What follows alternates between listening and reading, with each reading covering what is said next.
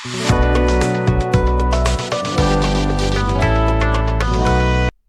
Guys, welcome to my channel. Guys, this is Manjeet and आज के video में हम बात करने वाले हैं आत्मा द्रव्य के बारे में। ठीक है, पिछले वीडियो में हम लोग ने दिशा द्रव्य जो था उसको खत्म कर दिया था। आज हम देखेंगे आत्मा द्रव्य, जिसमें हम लक्षण, आत्मा के लक्षण, उसके क्लासिफिकेशन, उनका वर्गीकरण जो दिया गया है, उसके बाद आत्मा के गुण क्या है, आत्मा के लक्षण क्या है या फिर लिंग क्या है चरक के अनुसार, फिर उसके बाद आत्मा के कौन कौन से कैसे आत्मा द्वारा ज्ञानाधिकरण किया जाता है, मतलब ज्ञान को लिया जाता है।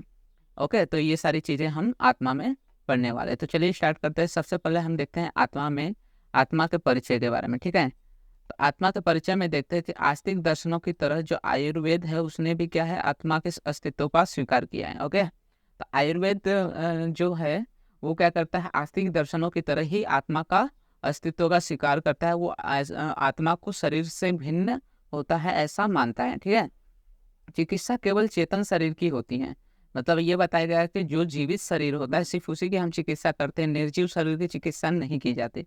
और चेतनता क्या होती है, आत्मा के कारण। और जो शरीर में जीवितपन आता है, मतलब शरीर में जो जीवन के लक्षण है वो किसके, आत्मा के कारण होती है। तो आत्मा के अस्तित्व को प्रमाणित करने के लिए निम्न युक्ति, तो आत्मा को प्रमाणित करने के लिए कि आत्मा सच में होता है उसके लिए कुछ युक्तियां बताई गई हैं। जैसे सबसे पहले जो नवजात शिशु होता है वो पैदा होते ही रोता है और पश्चात कभी कभी हंसता भी है। ठीक है, तो नवजात जन्म जो शिशु के होते हैं तो वो पैदा होते ही क्या रोने लगते हैं, और साथ साथ कभी कभी वो हंसते भी हैं। तो इससे यह अनुपूर्णा होता है कि प्रतीति होती है कि जो आत्मा है उसका अस्तित्व होता है। क्योंकि शिशु तो अभी पैदा हुआ, तो उसको कैसे पता रहेगा कि क्या करना है मुझे। ठीक है, तो उसको कुछ उतना आइडिया नहीं रहता, लेकिन उसके बावजूद भी वो हंसता है या रोता है। तो ये सारी चीजें ये बताती कि उसको पूर्व अनुभव है, मतलब पुराने जो जन्म था उससे ही उसको इस अनुभव की प्रतीति हुई है।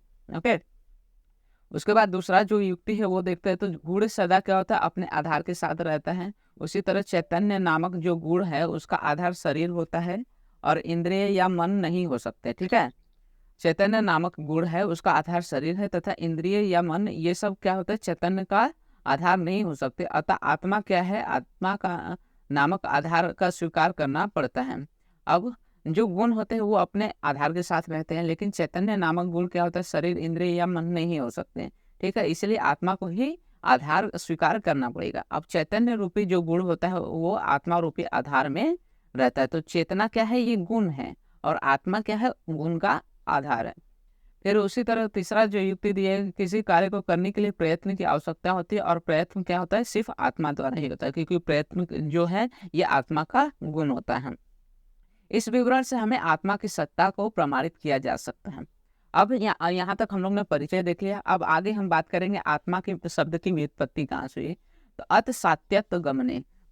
ठीक है, तो आत्मा शब्द क्या है, अत सातत्य गमने में मनिन धातु लगने से बना हुआ है। तो अत का मतलब होता है जो सभी को व्याप्त करता है, और अप जो होता है वो निरंतर गति करता रहता है।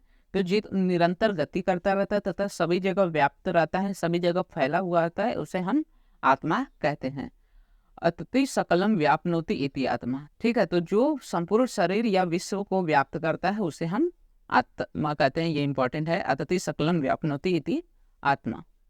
अब आत्मा शब्द के पर्याय बहुत सारे दिए गए हैं, जैसे जीव, चेतना, धातु, देही, शरीरी, दृष्टा, क्षेत्रज्ञ, पुरुष, ज्ञ, सर्वज्ञ, ये सारे क्या है, निर्विकार, निर्गुण, ये सारे क्या है, आत्मा के पर्याय हैं। अब इसके बाद हम आत्मा के लक्षण की बात करेंगे तर्क संग्रह के अनुसार। तो ज्ञानाधिकरण आत्मा, तो ज्ञान के अधिकरण, मतलब ज्ञान जहाँ पे आश्रित रहता है उसको हम आत्मा कहते हैं। तो ज्ञान का अधिकरण क्या होता है, कलादि भी हो सकते हैं। मतलब आत्मा क्या है, समवाय संबंधे ज्ञानाधिकरण आत्मा। तो समवाय संबंध से जिसे ज्ञान का अधिकरण होता है उसे हम आत्मा कहते हैं। ठीक है, तो कालादि ज्ञान के समवाय संबंध से भी अधिकरण नहीं है, इसलिए केवल आत्मा ही क्या है, ज्ञान का अधिकरण करता है। आगे बात करेंगे हम। तो वैशेषिक दर्शन के अनुसार आत्मा के लक्षण की बात करेंगे। तो वैशेषिक दर्शन में प्राण, अपान, उन्मेष, निमेष, जीवन, मनोगति, इंद्रियांतरम, विकाराः सुख दुख इच्छा द्वेष प्रयत्न आत्मनो लिंगानि। तो ये सारे क्या है, आत्मा के लक्षण दिए हैं कि प्राण अपान निमेष उन्मेष आदि जो क्रियाएं हैं तथा सुख दुख इच्छा द्वेष आदि जो विचारधाराएं हैं, ये सभी क्या है, आत्मा के लक्षण है। न्याय दर्शन ने दिया है कि इच्छा द्वेष प्रयत्न सुख दुख ज्ञानानि आत्मलिंगानि। तो आत्मा के लक्षण में उन्होंने 6 दिए हैं, जो है इच्छा द्वेष प्रयत्न सुख दुख और ज्ञान, ये सभी क्या है, आत्मा के लक्षण बताए गए हैं। इसी तरह चरक संहिता ने भी आत्मा के कुछ लक्षण बताए, जैसे प्राण अपान उन्मेष निमेष आदि जो है प्रेरणा धारणा धृति बुद्धि स्मृति अहंकार, ये सभी क्या है, आत्मा के लक्षण चरक संहिता द्वारा बताए गए हैं। इसके बाद हम आत्मा के गुण की बात करेंगे। तो बेसिकली आत्मा के 14 गुण बताए गए हैं, बुद्धि आदि षटकम। तो बुद्धि आदि जो यहाँ पे न्याय दर्शन ने बताए थे, ये 6 गुण, तथा संख्यादि पंचकम, तो जो संख्या परिणाम पृथकत्व संयोग विभाग है, ये सारे 5 गुण, तो 6 5 11 हो गए।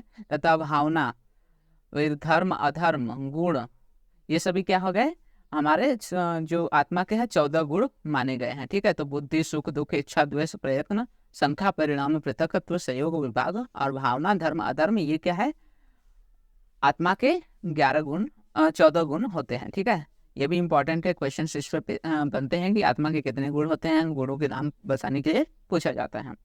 उसके बाद आत्मा के स्थान की बात करें तो हृदय चेतना अधिष्ठानम एक। तो आत्मा का स्थान क्या है, हृदय कहा गया है, और उपनिषदों में भी हृदय को आत्मा या फिर जीवात्मा का स्थान बताया जाता है।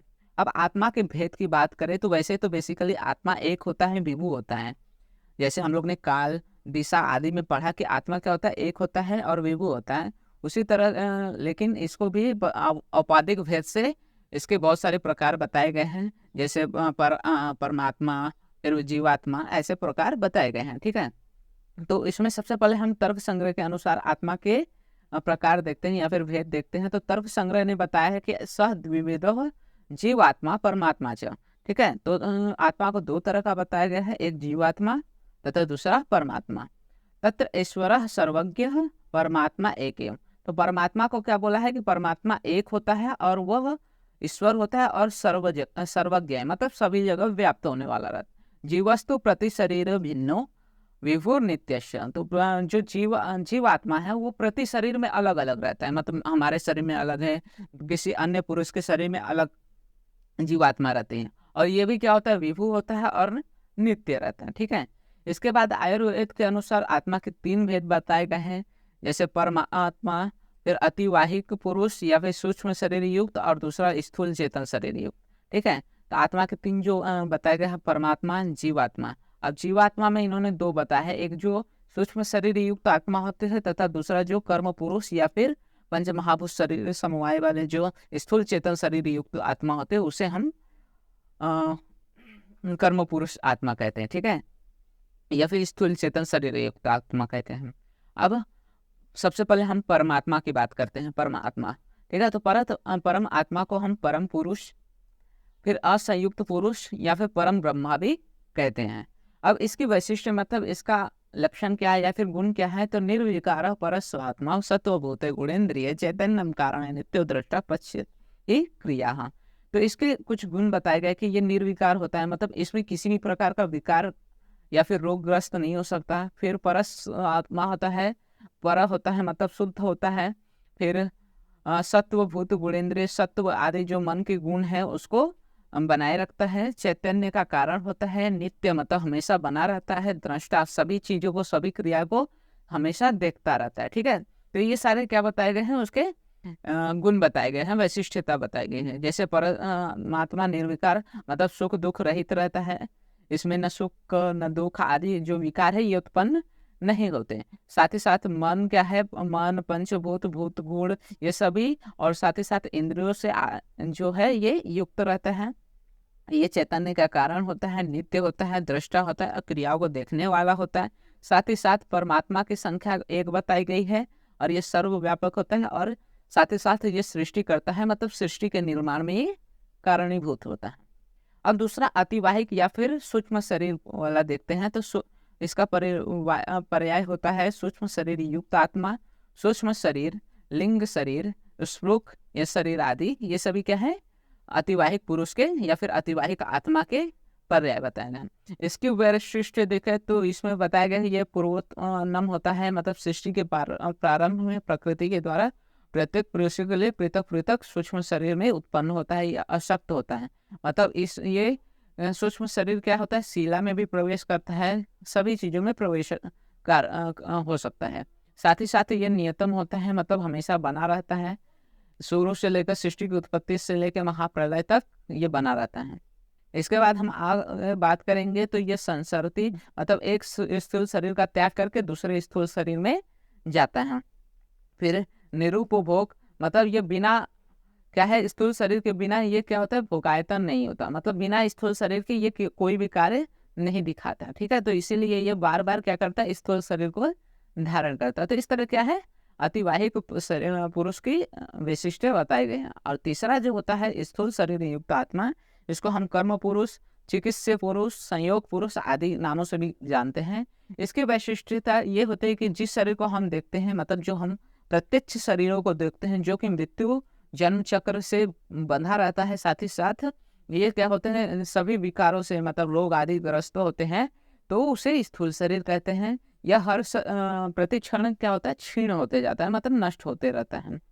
अब यह आत्मा और पंच महाभूत के समुदाय को स्थूल शरीर कहते हैं। तो आत्मा और पंच महाभूत मतलब आत्मक शरीर जब बनता है तो उसे हम स्थूल शरीर कहते हैं। इसी को हम चिकित्सा अधिकृत शरीर भी कहते हैं, या फिर आदि जो नामों से बताया, संयोग पुरुष, इन सभी नामों से भी जानते हैं। तो बेसिकली ये जो चिकित्सात्मक पुरुष होता है, मतलब इस पे ही सारी चिकित्सा क्रियाएं की जाती है। ठीक है, अब धातु भेद से इनके अनेक प्रकार कहे गए हैं, जैसे षड धात्वात्मक, चतुर्विसंतिक, जिसमें षोडश विकार और अष्ट प्रकृति होती है, उसको चतुर्विसंतिक।